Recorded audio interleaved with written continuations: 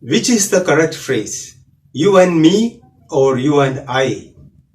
Many people have this doubt and they wonder which phrase is the correct one. I assure you, it is very easy to find out the answer.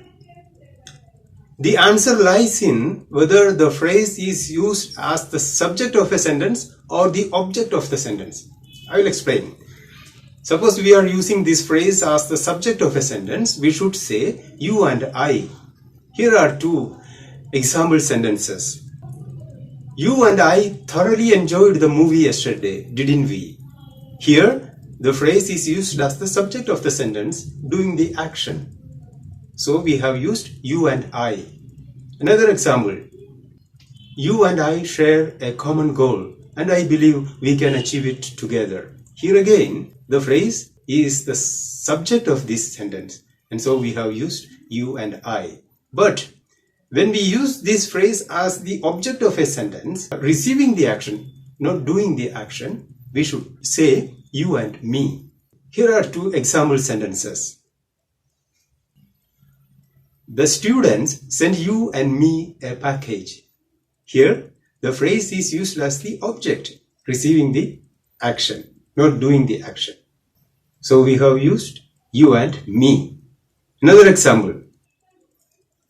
She is looking at you and me. Here again, the phrase constitutes the object of the sentence, and so we should use you and me, not you and I, as in the previous case where the phrase represented the subject of the sentence. I hope this brief discussion made things clearer to you. If so, please consider doing a homework. Fill in the blanks. You and Dash are going to be late today.